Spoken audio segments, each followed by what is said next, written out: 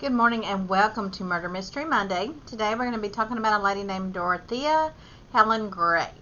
She was born on January the 9th, 1929, and I'm just going to give you a little bit of background history about her. She was born in Redlands, California, to Trudy May Yates and Jesse James Gray. She had a traumatic upbringing. Her parents were both alcoholics. Her mother was a sex worker, and her father attempted suicide in front of her.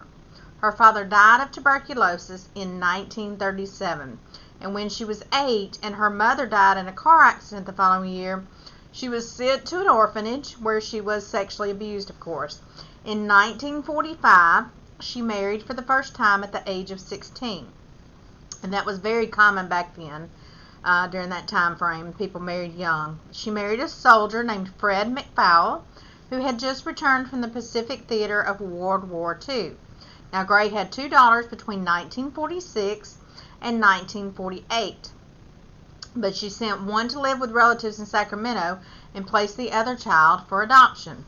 Well, she became pregnant again in 1948, but suffered a miscarriage, and in late 1948, McFall left her. Gray was sentenced to a year in jail for forging checks. She was also paroled after 6 months. Soon after, she became pregnant by a man she barely knew and gave birth to a daughter whom she placed up for adoption as well. Now, you would think she would stop getting pregnant and then she wouldn't have to find a place for her kids because obviously she can't raise them. But she did not do that. But at least she didn't have an abortion. At least she gave her children up for adoption. Well, then in 1952, she married a Swede man named Axel Johansson and had a turbulent 14-year marriage with him.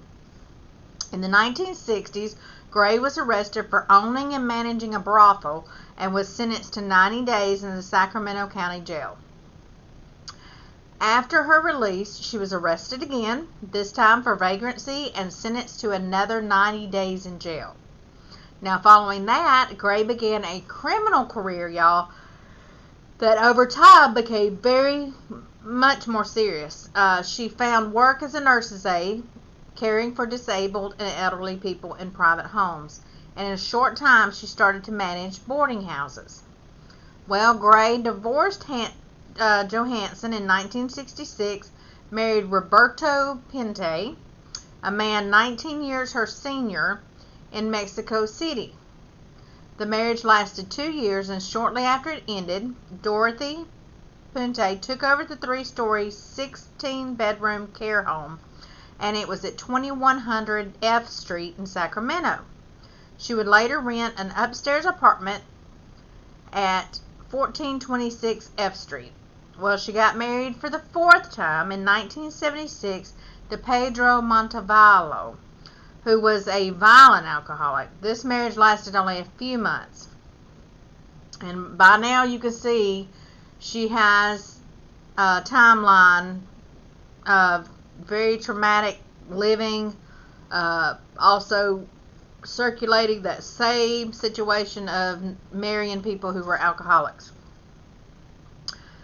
Well, she started to spend time in local bars looking for older men who were receiving their benefits. She forged their signatures to steal their money.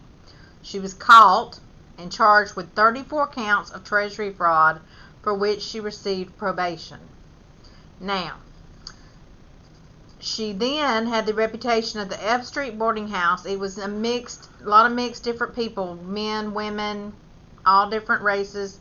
Some tenants resented her stinginess and complained that she refused to give them their mail or their money. Others praised her for small acts of kindness and for generous homemade meals. Her motives for killing tenants were financial, with police estimates of her ill-gotten income totaling more than $5,000 per month. Now, this woman looks sweet and innocent, but of course she is not. Now, in November of 1988, police arrived at the 1426 F Street in Sacramento, California, to search for a 51-year-old man named Alvaro Montoya. Now, the house, of course, was a 2-story Victorian operating on an unlicensed boarding home. Montoya, who was developmentally disabled and mentally ill, had been living there. That makes this 10 times worse, if it could get any worse. But he had recently gone missing, and his caseworker had grown suspicious. Well, after digging in the yard, the officers discovered Montoya's remains and those of 6 other people.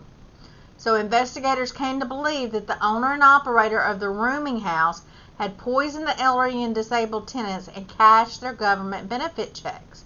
It seemed to be an obvious case of serial killing, except that the alleged perpetrator was Dorothea Puente, and she was a woman. Well, then the FBI agents discussed the case with Eric Hickey, who was a criminal psychologist and author of Serial Murders and Their Victims. A textbook now, it's in its 17th edition. They declined to label her a serial killer. She was eventually convicted in 3 of the deaths, and they said, oh, that's not serial killing. Excuse me, I'll be right back. Okay, so the criminal psychologist and the author of Serial Murders and Their Victims. Like I said, she was eventually convicted of 3 of the deaths. They said, oh, that's not a serial killing. Hickey told me, of course it was. They just didn't recognize it then.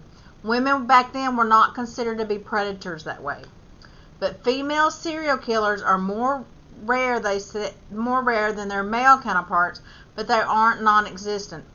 Believe it or not, it used to be 1 in 10, but now it's 1 in every 6 serial murderers is a woman. As a group, they're often overlooked and underestimated, and society is in denial that women are capable of such hideousness. Even Marissa Harrison is an evolutionary psychologist for Penn State in Harrisburg, and she has conducted a study of female serial killers that recently appeared in the Journal of Forensic Psychiatry and Psychology. It is part of a small but growing body of research into the subject, and data suggests that female serial killers are lethal in their own unique way. Now, there have also known, a lot of women have killed 3 or more people with at least 1 a week between, they wait about a week between each death. But she and her colleagues started murderpedia.org. It's an online encyclopedia of serial killers and mass murderers. So type that in if you want to look up some of those. Murderpedia.org. They ultimately identified 64 female serial killers who were active between 1821 and 2008. Now, the researchers then used reputable news sources to compile a profile of each murderer, noting her age, her birthplace, her ethnicity, her relationship status, religion, and so much more. From these profiles, the researchers assembled a portrait of the average female serial killer operating in the U.S., and what stood out was just how ordinary she was. She's likely to be in her 20s or 30s, middle class, probably married, probably Christian, probably average intelligence. That's just the lady next door, really. And that's sometimes very similar and true of male serial killers who tend to possess average intelligence and work blue-collar jobs. Very few are legally insane. Altogether, women on the list had killed at least 331 people and an average of 6 victims each. That is drastic. More than half had murdered children, and a quarter had targeted the elderly and the infirm. Female serial killers also appear to have become more common over the years. As I told you before, the number was 1 in 10. Now it's 1 in every 6. Now, Harrison's team identified 38 who were active in the United States between 1965 and 2014, compared with just 15 during the preceding 50 years. That's an increase of more than 150%. Harrison also noted it's possible that serial killers are simply more likely to be caught in the modern era. The details of the women's crimes differed notably from those committed by men. Nearly all of the women in Harrison's study had killed people whom they knew, often targeting their husbands and children. Male serial killers, in contrast, appear much more likely to kill strangers. Whereas the most common motive for male serial killers is sex, female murderers were most often driven by money. and almost half of the women in Harrison's sample killed for financial gain. And poison was by far their preferred method. Male murderers are most likely to shoot, strangle, or stab their victims. They also found that many of the killers worked in caregiving roles, like we said before, stay-at-home moms, Sunday school teachers, babysitters, office jobs. They sought occupations that gave them easy access to potential victims, or perhaps disturbed women with aggressive impulses are more likely to become killers if they find themselves in jobs that give them power over the vulnerable people. They want to kill, so they adopt that profession, or I'm in the profession, so wow, I so easily have access to victims.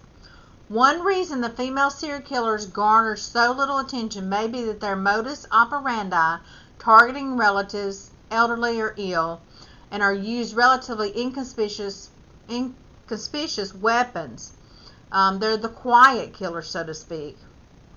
Now, in contrast, Aileen Wuornos killed 7 men in 1989 to 1990, attracted obsessive media coverage, quite possibly because her crimes, she used a gun and targeted strangers, more closely resembled those of a male killer. She was mistakenly referred to as America's first female serial killer. Harrison's study was not able to explain why a seemingly normal homemaker might become a serial poisoner. Nearly 40% of killers that Harrison identified were reported to have serious mental illnesses, and almost a quarter were said to have a history of drug or alcohol abuse. They also had suffered physical and sexual abuse, as well as severe childhood illness or trauma, as relatively high rates.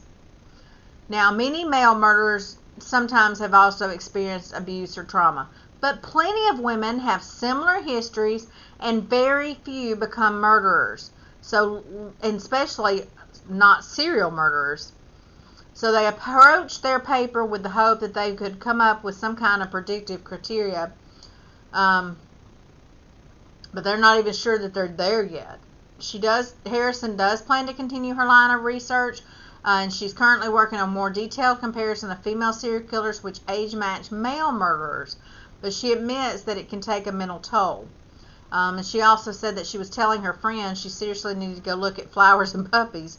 After been reading that for so long, somebody who sets their kids on fire, poisons their kids, went to a VA home, disabled veterans, and killed people, you don't just get used to that. It's always alarming on every pass. So I hope you have found this very interesting, not just about Dorothea, but also the whole aspect and mind psychology of lady killers. I'll talk to you soon. Y'all have a wonderful week.